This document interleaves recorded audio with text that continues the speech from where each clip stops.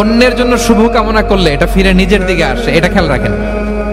এটা একটা life hacks share করতেছি, আজীবন কাজে লাগবে।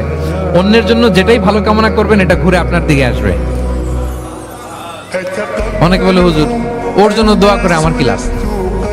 নিজের জন্য আল্লাহ আমারে মাফ করে দাও, আল্লাহ আমারে সমৃদ্ধি দাও, আল্লাহ আমার বেতন বাড়াও, আল্লাহ আমার ব্যবসায় বরকত দাও, আল্লাহ আমার ছেলেরা হাফেজ বানাও, আল্লাহ আমার বউ, আল্লাহ আমার মেয়ে, আল্লাহ আমার আমার আমার সব আমার ভালো আপনি চাচ্ছেন নিজের জন্য, অন্যদের জন্যও চান।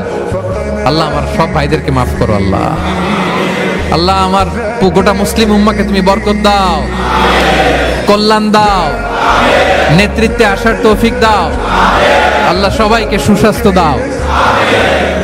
এটা ফিরে আপনার দিকে আসবে।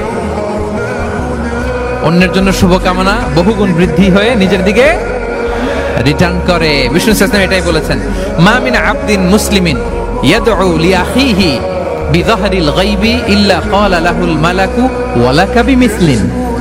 কেউ যদি তার ভাইয়ের অনুপস্থিতি তার ভাইয়ের জন্য দোয়া করে, ফেরেশতারা ওই দোয়াটা তার জন্য আগে আগে করে। তাহলে অন্যের জন্য শুভকামনা করলে, দোয়া করলে লাভ না লস? ধরেন আমি মোশাররফ ভাইয়ের জন্য দোয়া করলাম যে আল্লাহ মোশাররফ ভাইকে তুমি সুস্থ করে দাও, তখন ফেরেশতারা বলে আল্লাহ যিনি দোয়া করতেছে তার যদি কোনো রোগ বালাই থাকে আগে তারে সুস্থ করে দাও। ধরেন আমি বেলায়েত ভাইয়ের জন্য দোয়া করতেছি, আল্লাহ বেলায়েত ভাইয়ের এই সমস্যা আল্লাহ তুমি দূর করে দাও, ফেরেশতারা বলবে আল্লাহ যিনি দোয়া করতেছে তার যদি এই সমস্যা থাকে আগে তার